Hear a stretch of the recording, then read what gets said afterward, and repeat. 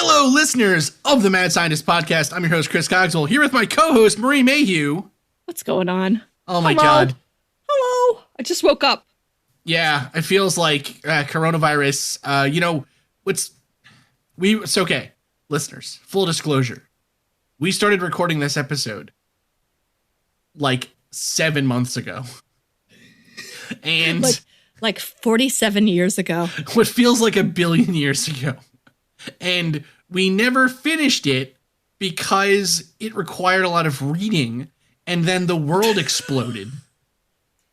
And everything got a million times worse for everyone across the planet. Yes, but Chris, to be fair, also, we have the attention span of a lab puppy. It's not great.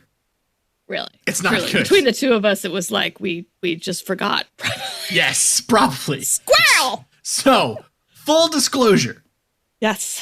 When we did our archaeology series on Schliemann, we said that we would move on from that guy who, if you'll all recall, was the rich butthole who decided to destroy Troy because he was like, I'm an archaeologist now. And then move on to someone who actually was better at archaeology. Yeah. Howard Carter. Yeah. Right? The guy that discovered King Tut's tomb.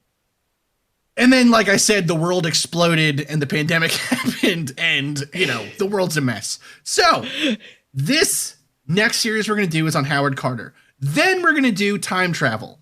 Which we promised to do in our last episode. Yes. And so it's close. Going to be great. It's going to be awesome. And if you time travel back, you might be able to hear, or forward, you'd be able to hear it. You'd be listening to it now. Oh my God. I'm an idiot. Jake, roll the tape. That was good. That was great.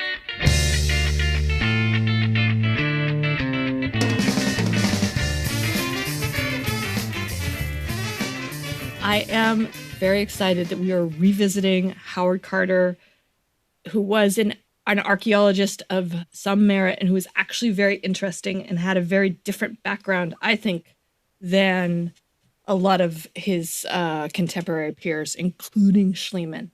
Yeah. I think he was much more legit.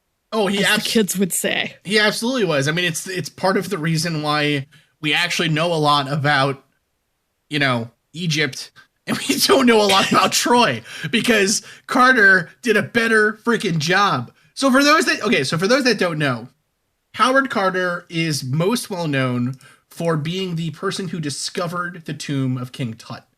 But it wasn't just King Tut's tomb that he discovered. He discovered a whole bunch of stuff. Yes. Which is really, really, like, his career, I don't think, can be kind of overstated in its importance for building modern day archaeology. Yes, he is considered like one of the founders of modern archaeology of how to do a proper scientific assessment.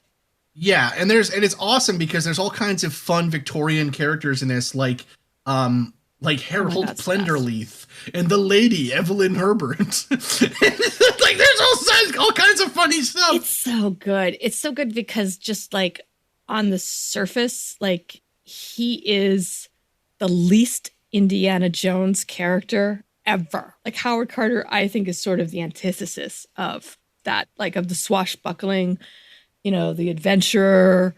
He was much more, he was much different than that. But yeah, you have all these really awesome sort of stuffy sounding Victorian characters, which are really good. Yeah, it's pretty awesome. So, all right. Carter was born May 9th, 1874 in Kensington, England. And he was actually the youngest of 11 children, which must have been just super great for his parents. I mean, the fact that they gave him a name. Right, that's pretty amazing. And not just like, hey, you, is probably pretty... Well, but again, like, if you had 11 children in 1874 and they were all healthy and they all lived, you were also pretty wealthy. Or you were at least established, I would say, right? Like, you had other people raising your kids. Well, that or, yeah, I mean, I don't know. Yeah, the baby pops out. You're like, we're going to name this one Buh. They just don't have the effort anymore. I don't care what we call him. His father, interestingly enough, his father actually is an interesting guy on his own. His father was Samuel John Carter, who was particularly well known for some paintings or kind of drawings and stuff of animals that he did. Yes. And specifically, he's a successful artist. Yeah, and but crazy too. Specifically at the time period, he was most well known for doing paintings of his wealthy patrons' pets with them. So like he did paintings of, like rich people on their horses hunting rabbits with foxes or whatever, or no, hunting foxes. What did they do? Fox hunts? They hunted foxes. Yeah, they hunted whatever the foxes. Heck. Yeah, but with their dog, but right? Like, or the loyal dog laying at the feet, or the yes. small cockatoo in the lady's lap. Right. So it's kind of funny. He was like the first meme painter, kind of. The first famous Instagram artist for paintings of animals. Yeah, he basically was one of the first influencers. Yeah. So interestingly enough, so because again it's 11 children, his father was a relatively well-known painter for the area and the time period, but again, like not wealthy by any means, right? They're kind of middle class, I guess you'd say is maybe the best way of describing it. Although what middle class was in 1874 is different than what we think of it now. The middle class kind of didn't really exist. Mm-hmm. But so Howard, the son, so the person we're talking about here, didn't really have a lot of formal schooling, so to speak. Mm-hmm. But his father trained him in art and kind of art history, mm-hmm. and provided for him as well as he could, I guess. Yeah. He wasn't formally trained. And he wasn't a what you would consider someone who had a solid education or was a good student. Yes. Right. Like he didn't like to read books. He didn't like to focus and sort of sit down and learn. He liked to draw and he liked to paint. And so his father, so Carter's a kid was kind of sickly too. Mm-hmm. Right. Which is sort of interesting. He was like a little frail, sick kid, I guess. And so he was, and at the time, I guess the thing that happened then was you were sent to live with your spinster aunts. Again, just a total kind of a cliche. Yeah. So he was very cliche. Sent to live with his unmarried aunts in Norfolk. And then he was given a kind of, again, home education, which was not uncommon at the time for the gentry. But his parents really weren't gentry. So he had a private education, but like not the kind of, we're not talking like, I don't know. It's like, I think him and his family had proximity to affluence, right? So yes. It's like they weren't lords and ladies themselves, but they were sort of that close of a proximity that they were, they weren't their patrons necessarily, but they still had some sort of means of income and also some sort of network of connection because of that. So I think that's one of the things that's sort of important to remember about Carter in his life. Yeah. He wasn't a lord, but like he somehow had some ins, or his family had some ins. What's interesting actually, so this actually, like his early life really kind of reminds me, not exactly because my father was not a painter. But so my dad, when I was a kid, worked for like a couple of years, worked private security for a really rich part of Staten Island called Toad Hill. And that really super wealthy part of the island has a private high school that all the rich kids go to, like all the super wealthy kids, right? We're talking like $100 million homes. Like it's super, super wealthy, right? And like the summer before high school, or like a couple summers before, my dad was like, oh, so-and-so Lord Butthole Minton or whatever thinks he can get you into the private academy here on Toad Hill. Would you like to go there, son? And it's like, no, yeah, cool. I really want to be like, I'm already the poor kid in my middle school. I definitely really want to be the poor kid in this super affluent school. That's what I want to have happen, Dad. Anyways. Yeah. So it's kind of, it is like that. Yeah. And it's sort of like, I think too, the idea of, you are always aware of that. Like even now, like you were saying, relatively recently, that's made very apparent. But even I would say that it's even more, because you clearly have other options, right? Like you've gone on to do other things, but it's like then there was much more limited outcome for someone who didn't have affluence or didn't have sort of that connection to affluence and didn't take advantage of it. Yeah, absolutely. So Carter, kind of a relative, not as rough as some, but not a great background. But he gets and also like you, he had a hot temper. He did. He Yes, had a he hot did. temper. Even as a young child, they talk about kind of his temper and his temperament. So he ends up going with his father to the home of some of his wealthy people, right? Because again, he's training his son in art. And so he's like, well, you should come with me to meet these rich people because when I die, you can paint their chickens or whatever, right? And so You can paint Lord and Lady Miffington's shadow. Lord and Lady Miffington's shadow.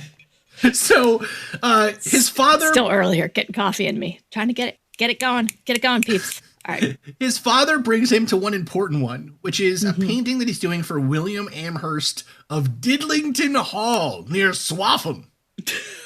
Which is just like Didlington Hall. Do not want to go there as Beautiful. a kid. Beautiful? Good night, everybody. Is Didlington Hall Great. beautiful? And so he goes with his father there to work with this guy. And while there, he is exposed to all of the Egyptian artifacts that William Amherst has collected over time. So William Amherst was kind of an early or not archaeologist necessarily, kind of an Egyptologist or yes, he was an Egyptologist. An antiquities trader. And a collector, right? Like when you're an Egyptologist, especially then, you collected whatever you could get your hands on, and he had a pretty impressive collection. Yeah, and so what ended up happening essentially, so this family kind of lived, they weren't very far. They were sort of, whatever, within walking distance at least, right? Although again, what counted as walking distance back then is a lot different than now.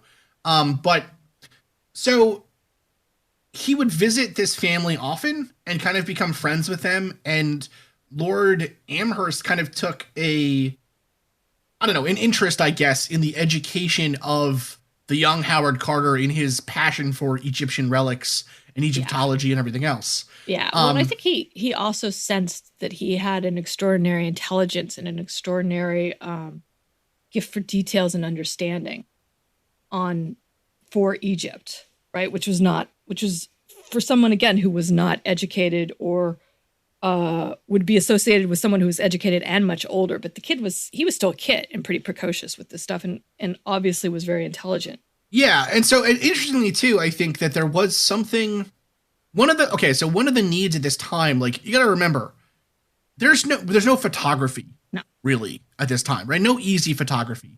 So there's no way of getting all of these kind of what the tombs look like, what these areas look like, the inscriptions or the drawings, right? You got to remember, Egyptian is in hieroglyphic, right? The kind of old, the old language of Egypt was hieroglyphics.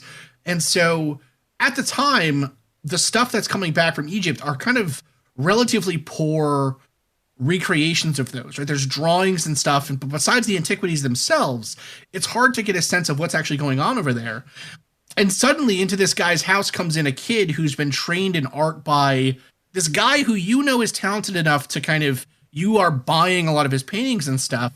And his kid comes in and is like, oh, I'm interested in Egypt. Also, I can draw. And you're like, oh, this is very well. This is perfect. Yeah. Like, let's get this guy over there to get back some good pictures or to get back some good images here that we can find. So Amherst arranges an interview for Howard with Percy Newberry.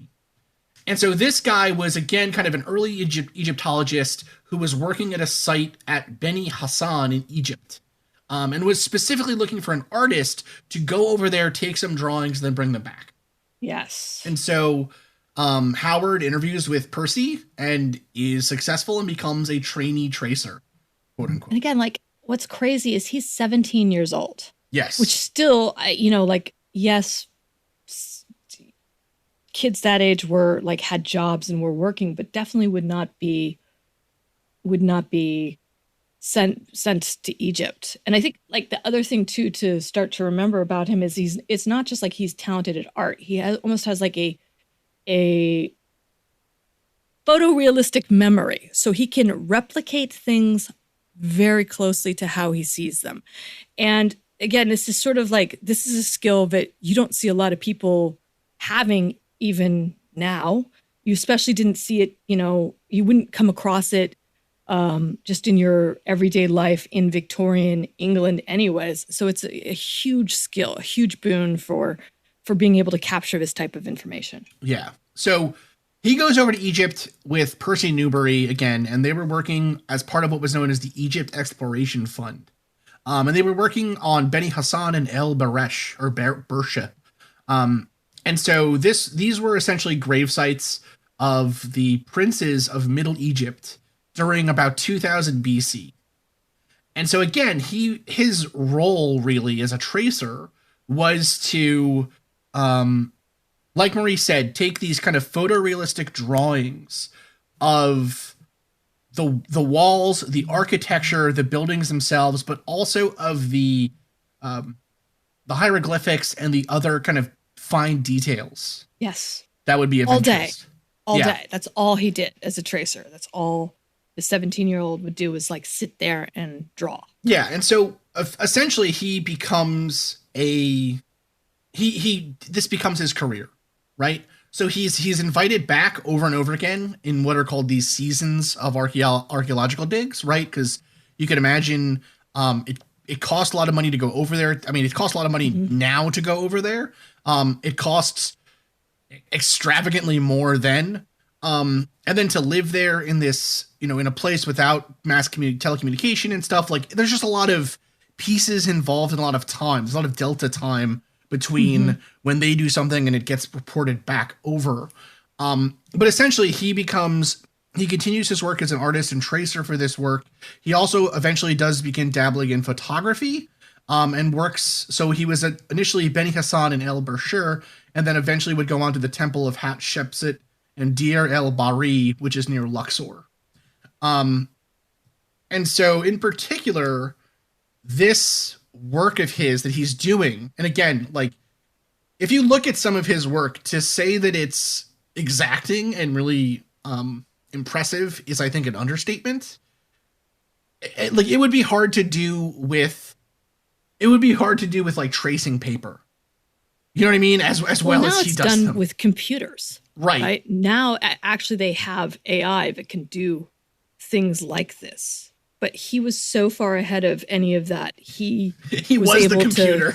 He was. But I mean, and the reason I keep bringing this up is it's like this shows this personality difference, this very different person who I don't think normally would have had this opportunity of this experience. But like a 17-year-old going over for weeks, months on end, doing one thing, tracing all day long until he fell asleep in the tomb.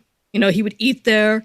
He would go outside to go to the bathroom. He would go back in. He would trace. He would sleep. He would wake up and repeat. Like, I don't know of a lot of people that have that fortitude or that drive to do something like that. And it's just, again, it's just like this very different, very, very different personality. And he was doing it without, like, at the time, they had certain tools like a grid, or, they had certain kind of, I want to say protocols, but probably not even that specific, to try and capture this information. And he basically blew all of that away and even started to like innovate and redo certain things and like make suggestions. And he's a kid. Like, these are people that are in their 20s and 30s, 40s, like you can see the archaeology. Seems like archaeology you could weather it pretty well for quite a long time, depending on the money. So he's very young and he's sort of blowing all of this other stuff away. So and even to this day, really quick, I mean, to point out, like, they're still some of the best examples of hieroglyphic messages and whatever from that time period. Yeah, absolutely.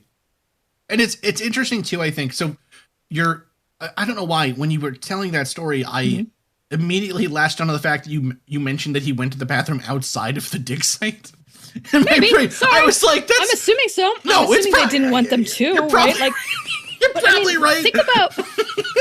I love how it's like potty humor. I was like, ha, he poops. Well, but like, think about this. Like, think you are in a tomb. You are in the dark. You are in a small enclosed space. Like, there's a lot of people who wouldn't be able to physically be in that space for more than a few seconds because it's claustrophobic, it's cramped, it's uncomfortable.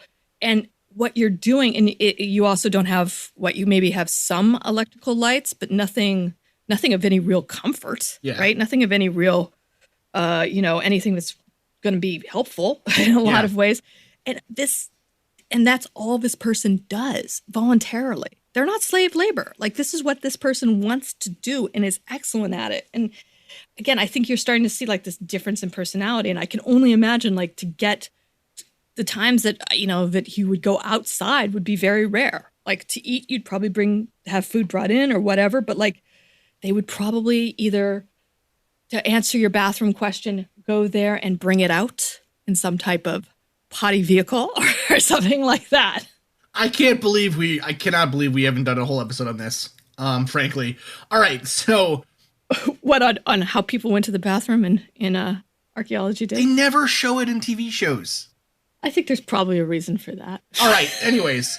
Okay, but potty humor aside, we're trying to paint a picture here of a guy who is really... He's putting the work in, he's taking his lumps, right? This isn't somebody who, like Schliemann, just kind of appears with a buttload of money he got in crazy ways and is like, well, now I'm an archaeologist. I bought my way into archaeology. This is somebody who's working his butt off, right? Who's training, who's learning how to do it, and who's putting in really solid work. And eventually that work will be recognized. It'll be recognized, but at first it wasn't really recognized. This guy thought he wasn't necessarily going to be that good, but he would go on to work for William Matthew Flinders Petrie, or is it Petrie or Petrie? It's Petrie. Petrie. And so this guy is considered to be, by a lot of folks, the father of modern archaeological methodologies and styles. So he brings in, or Carter is attempting to get onto a dig with him at Akhenaten's city of Tel El Amarna. Now, for those that don't know, so Akhenaten... We're going to have to go into a little bit of Egyptian history here. But so Akhenaten is actually a really interesting character in his own right. He was known as initially he was known as Amenhotep IV. But eventually would go on to be known as Akhenaten. And what he did was essentially... So Egypt before this point was completely... polytheistic, right? Mm-hmm. They had all these different gods and everything else, and then there was of course the god, kind of their version of Odin, or their version of the ruler god, who was Aten, or the sun. And Aten wasn't really like one thing, he was three things, so very similar to like modern day Christianity, where you have the Father, the Son, and the Holy Spirit. Sort of a similar kind of concept, where there was like the sunshine, the sun itself. And then there was like the sun in theory, like it's very complicated, right? But essentially what Akhenaten did was he said, okay, all those other gods are less than Aten, and we should only be focusing on Aten. And so he turned Egypt from polytheistic to monotheistic, or tried to, around this god Aten. So he introduced what's known as Atenism. And that was not taken well by the people of Egypt. And actually, and interestingly, everything about Akhenaten was lost, because later Egyptian pharaohs, when they shifted back to the polytheistic version of their religion, they got rid of any indications or talk of Akhenaten. They kind of stripped him from the roles of pharaohs as a way of saying, like, forget this guy. So they actually started calling him like that jerk, right? Like they'd cross out Akhenaten and just write like big old butthole, right? Like they really were not good. They actually did. They would like strike through anything that they found of his in the hieroglyphs. Yes. Now, interestingly, though, so anyways, and Akhenaten is the father of King Tut. Yes. Well, we don't know that for sure, but he's thought to be the father of King Tut. He was a pharaoh before King Tut. He was like, it's him, and then like an uncle, and then his wife, and then King Tut, basically. All right. All So right, it's him, his second cousin, the guy who lived next door, the guy who lived next door's daughter, who then married King Tut. no, okay. I'm teasing. Yes. Teasing. So we'll get into it a little bit more, but essentially this is what's known as the Amarna period in Egyptian history. And so this is going to be from the 18th dynasty to essentially the like the later half of the 18th dynasty, essentially, where it's Akhenaten, then Nefertiti, then like an uncle, and then King Tut. Right? This is kind of that period of Egyptian rule for these folks. And with that, we are going to a break.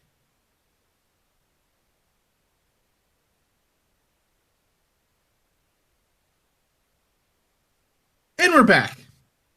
So, at this point now, Carter is working under Petrie. Again, this guy, super well respected, really important in archaeology. Carter really wants to impress him, and he actually does with his work at Tel Al Amarna. He finds a lot of important things, does really great sketches again on these artifacts and other things that they find.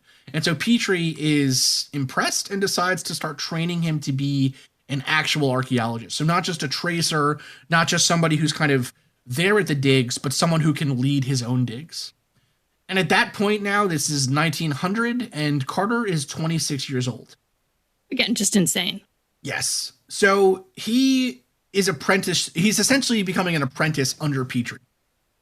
And so he does a 10-year apprenticeship with him, and then is given, or rather, so his apprenticeship is under Petrie, and then he has to be given essentially, what's the word? Essentially has to be given work, right? Yes. And so his work is given a government appointment, and he becomes the inspector of monuments for Upper Egypt and Nubia, which is based around the city of Luxor. Yes. And this is sort of a good appointment. Like, this is a cherry gig in a lot of ways, as viewed by back home. Absolutely. By sort of his peers and the collectors and everything else. This is considered an appointment of some reward and renown and influence as well. And he's very young to be getting this. I mean, he's being given essentially ownership of a bunch of other archaeologists' work. Yes. Right? He's being told that this is his job, to make sure that these monuments are being looked after, that they're being dug correctly, and that he kind of can direct some of that work, which is really interesting. Again, he's pretty young still, right? He's pretty young. I mean, but this is still very colonial. It's like, of course, they want to preserve these monuments, but they want to preserve them for the crown. Right? It's not because the people of Egypt, they belong to the people of Egypt and they're just safeguarding them for the people of Egypt. The idea is like, you know, the monarchy and British rule is making sure that there's no looting. You know, there's that aspect to it, but also he's there to make sure, like Chris was saying, that it's the dig and the everything is treated appropriately and with respect. Yeah. Which he takes very, very seriously too. Again, like, we should probably emphasize, Carter is not a people person. He's not, he normally wouldn't be appointed to something like this was it not for his extraordinary talent, because he wasn't a networker. He wasn't very good at influencing others. He was very stubborn and very hard-headed, had very strong opinions, but was also just so incredibly talented that it was, I think, impossible for certain people to ignore that, and that's why they elevated him to this position. Yeah, again, he put in the work, right? He wasn't just slapping hands; he was slapping pavestone. So, slapping pavestone. So during this time period, he'll be introduced to a couple of other Egyptologists who will become kind of famous in their own right. So he works with Edward Navel, who is Swiss and is kind of known for having a hot temper, just like Carter, which is interesting. And then he'll also develop a really good relationship with Gaston Maspero, the director of the Egyptian Antiquities Service. So again, through his hard work, not really through his personality, he's meeting these folks and working with them.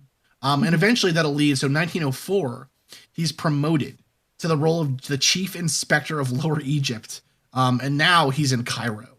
So this guy is just having like a meteoric rise through the Yes. ranks of Egyptology and archaeology in the area. Oh yeah. So again, just he is overseeing the safety, the dig, and sort of these monuments. And it includes major areas like Saqqara, which was it was an ancient necropolis, which was basically just this huge grave site. I mean, it included like just massive popular attractions. Even then, the tomb of the sacred bull.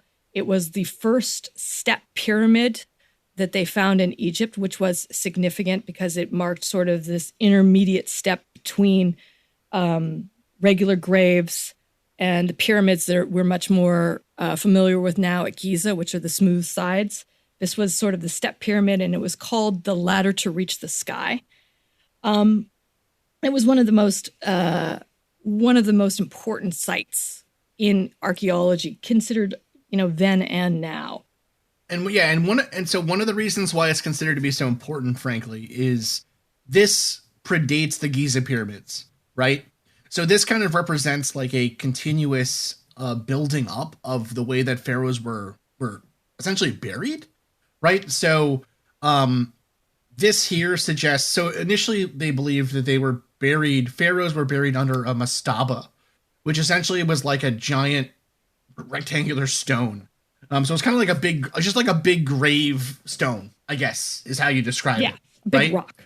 But over time, though, it seemed to become, they started building these sorts of stepped pyramids, which you can kind of imagine how that would develop, right? Because you start off with these square stones, and then it's like, well, I want 2 square stones. So now you have 2 square stones. And, you keep piling square stones on top of each other of changing size. You either get a pyramid, or you get like an obelisk, or, you know what I mean? Like, it's not hard to think about how they would have ended up with that kind of pyramidal shape necessarily. Yeah. But this was especially significant. Yeah, so this was built in the 27th century BC, which is the 3rd dynasty of Egypt and is under the ruler, they think, of Djoser, Djoser. It's considered still really the first large-scale cut stone structure in the world. And it has like 6 distinct layers, which are in a stepwise pattern, and again, they're smaller on top and then they get bigger. So they kind of go out into that pyramidal shape. Right.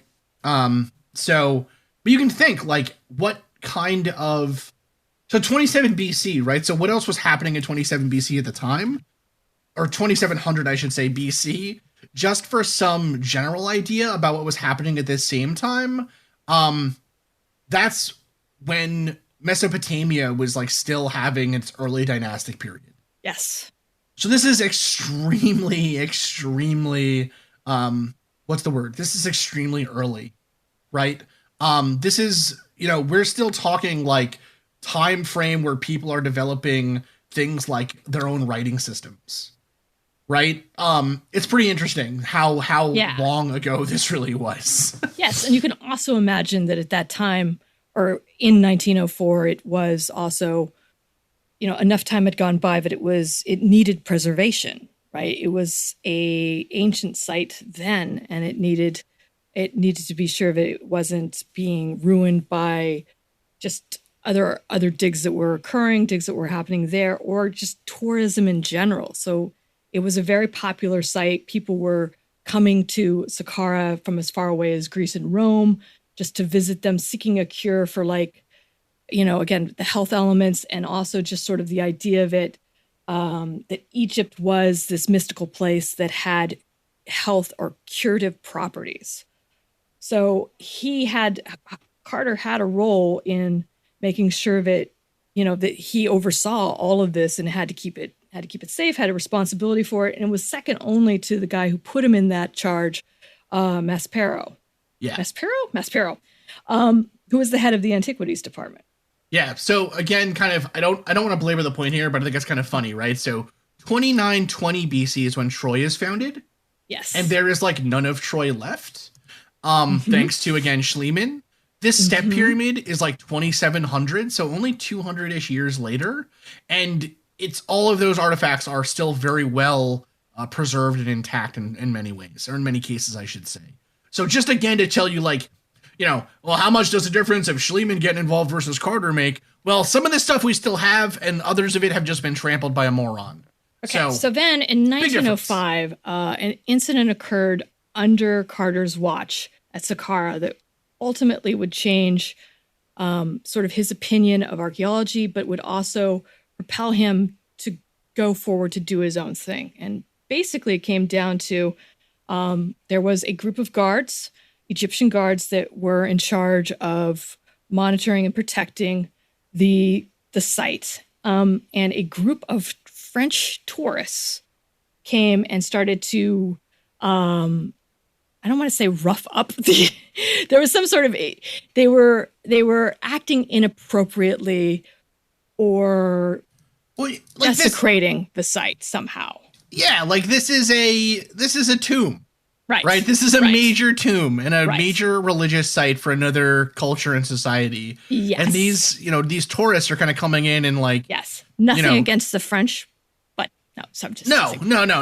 But seriously though, like, these are clearly they're wealthy people able to take a trip like this. Right. And they go to this other place and they desecrate it and act like a bunch of dumb. Well, yes. They demand entrance. Basically, they're drunk and they want to enter the tomb.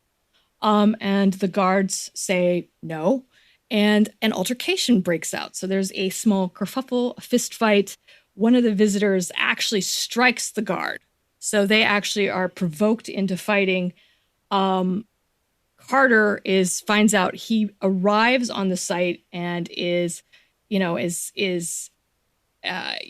basically insulted by the French as well.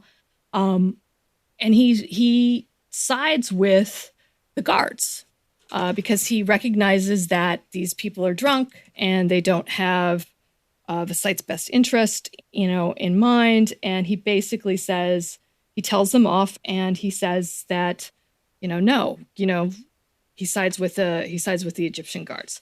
So the issue with this at that time was that this would be, in 1905, considered just a major embarrassment and a major faux pas within Victorian society, right? Is that Carter was siding with a bunch of, with what was considered to colonialism as, the barbarian, the native barbarian, and wasn't siding with or understanding or taking the mindset of the French.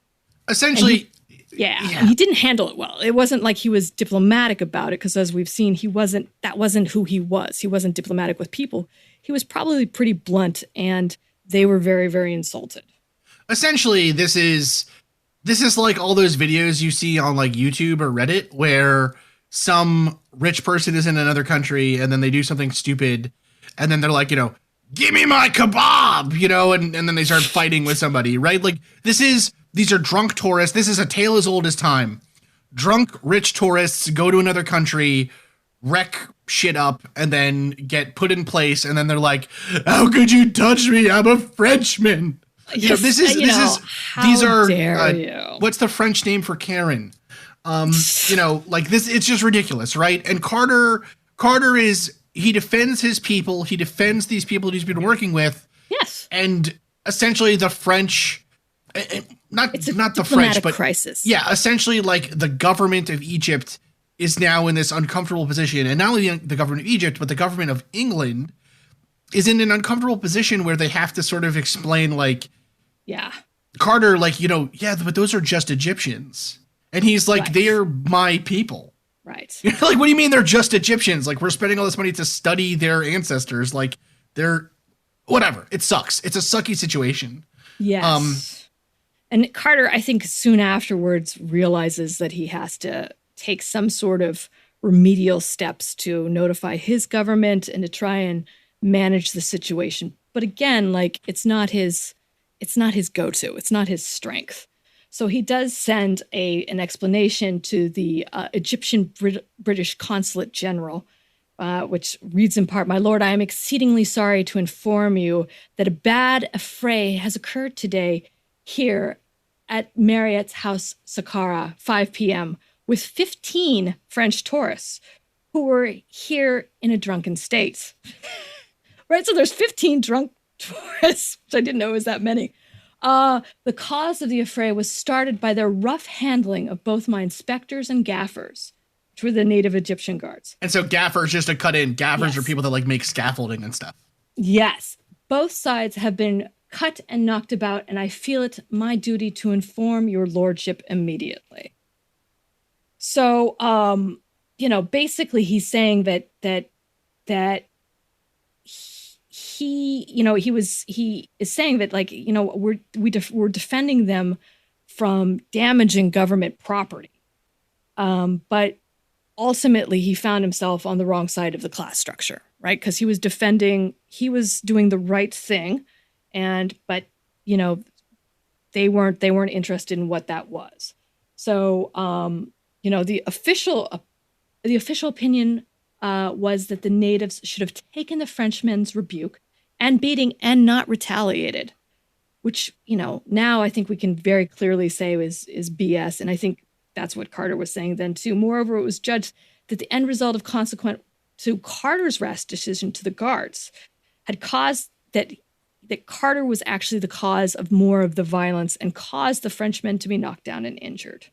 Yeah, essentially the argument was because he showed up and was like, no, these people are drunk, get rid of them. Mm-hmm. It was his fault. And they were like, well, essentially they're like, you should have just let your men get beaten. Yeah, and let them do whatever they want. Freaking ridiculous. Yes, which is ridiculous. Clearly ridiculous. Insane. Anyone who's ever been to a museum today knows those museum workers, despite how nice they might look, they'll beat you to death. But he also, the people before who had put him in this position, Maspero, others, that they knew that they couldn't help him because they couldn't fight sort of his social structure, right? And it's like, so the Antiquities Department was, kind of under all of this pressure now because he had taken this action. And he also, Maspero especially, understood that Carter was what they called a complex personality at that point. He was very obstinate, which is a translation for he was a dick. he was a bit of a stubborn butt. Well, and we'll get into this later, but it's like he definitely took an action that again was very abnormal for the time. Like anyone else could have been able to maybe sort of turn it around or see that, okay, I can't take this action. I'm going to get fired. Things are just going to get worse. I have to eat crow. And Carter was sort of like, nope, I am not going to accept that I have done anything wrong.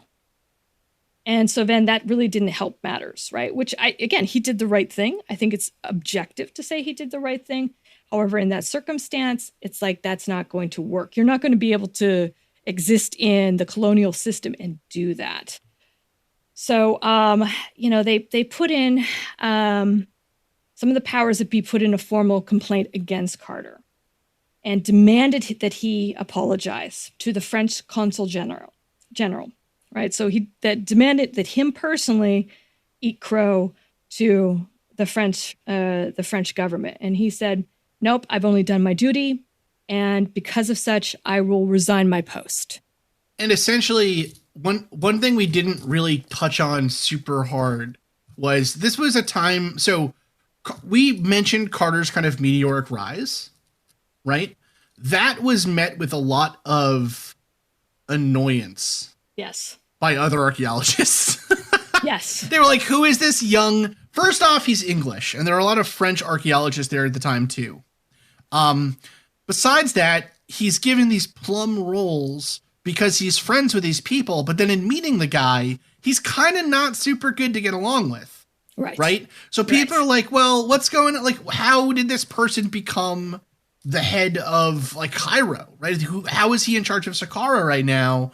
And so everyone is ready. Like when he falls, everyone is ready to jump on the corpse. Yes. Right? Everyone is like, this is great. There's a power vacuum now. Everybody wants it. And because Carter is sort of too stubborn and, I don't know, politically. I think this is a good time to get into it, though. It's like from, if you look at, and there's writings about this now, if you look at his behavior and his actions, while they did not have a diagnosis for it at the time, there's a good chance he was autistic. Yeah. During that time frame, and the Victorians would not have had that medical diagnosis, or at least had sort of some of the personality traits that today would have been seen attributed as being kind of non-standard, right? Kind of, yes. he was not a what's the word? He was, because like there is an issue with like calling every genius in history autistic, right? Like that's ridiculous. No, but that's not what we're doing here. That's not what we're doing here, right? No. He had, based on kind of reports of his personality type, yes, and also based on reports of his kind of how he liked to work, yes, and everything else, his being autistic is not necessarily, it's not really that hard to say. He was at least, he at least seems to have had Asperger's syndrome, or was on the spectrum, right? And of course, like autism is definitely a spectrum, but yeah, it seems like he was probably at least slightly autistic in some ways. But this is amazing to me because I think, at least up to a certain point in the 20th century, 21st century, you viewed the common belief was people with autism couldn't achieve to certain things, right? They're never going to be able to. People that have problems with singularity of focus, with communication with others, that they can't socialize or acclimate to certain things. They're never going to be able to do anything productive. I think, which is sort of that the ugly myth that I think is still out there. But if you look at someone like Carter and think, well, at the turn of the century, this person was doing this, and if in case that's the truth, and he was on the spectrum, or it is an amazing story, and it becomes even more amazing with what he was able to achieve after something like this.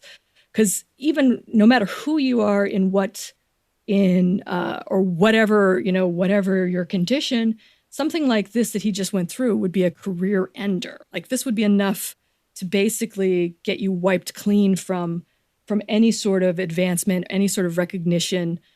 Basically you're almost back to being a tracer in a lot of ways. Yeah, this is not his fight with and pantsing of the French archaeology movement was not a good career move generally. No, but that's one of the things that I think is so interesting and that is admirable about him is that he absolutely refused to compromise. He refused to compromise on so many things. And it's like, if you think about just sort of, again, Schliemann, who basically was all about compromise, was all about falsifying, was all about sort of making the edges blurry, and this may have not been taken from this tomb. I might have just found this and thrown this in. This is the polar opposite of that. And it's history and our understanding of Egypt is stronger for something like that. Absolutely. It's really interesting. Actually, we should really do an episode on the history of autism, because it's actually really fascinating. It is fascinating. This is a fascinating character of it. Yeah. Anyways, all right. So interestingly, though, every other major archaeologist later on who wasn't trying to kind of make money, or not really make money, but make a name for themselves off of the power vacuum that Carter left in his wake, will come out later and say, this was ridiculous, right? This was overblown. Yes. So actually, this is from Flinders Petrie.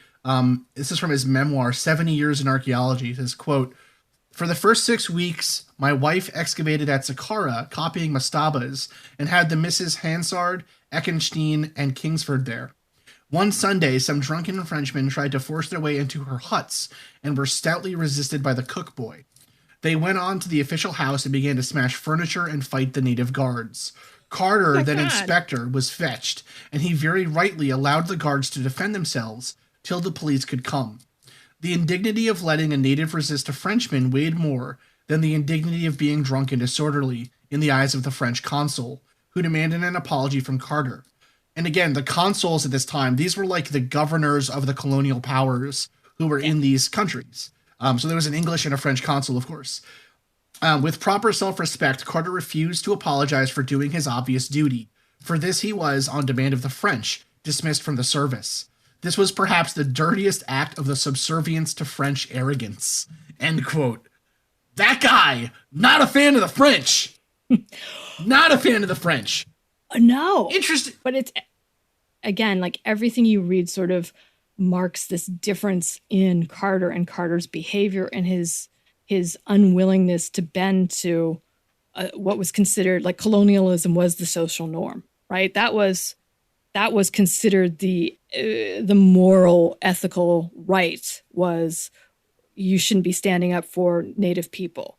And he totally bucked it and did something else. Well, what's interesting, too, is the fact that in Petrie's recollection of this, it's also an affront to his wife and other female archaeologists that I'm sure was also looked down upon at the time of having females at the dig sites, right? We talked about that with Schliemann, right? So it's sort of interesting that Carter was just being like an all-around upright dude.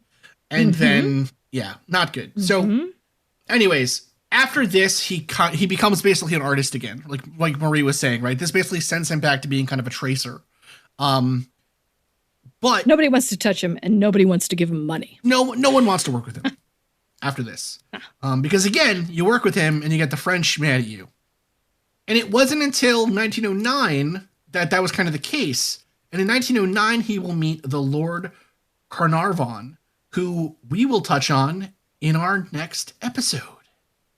Thank you again, dear listeners, for listening to the Mad Scientist podcast. I have been your host, Chris Cogswell, joined by my co-host, Marie Mayhew. If you'd like to contact the show, please send us an email at themadscientistpodcast@gmail.com. That's all one word. You can also follow us on Twitter at MadScientistPod or at Team Giant Squid for Marie. And of course, you can see us on Facebook, on Instagram, and all over the internet as the Mad Scientist Podcast. And again, our logo is the one with the pumpkin head, so it's easy to see. If you've enjoyed the show tonight, please consider supporting us on Patreon, where the money that you give to us will help us to promote this show further, to make it better, and just to spend more time making it. Because we love doing that. We do love doing that. Our logo was designed by Carrie Shaheen.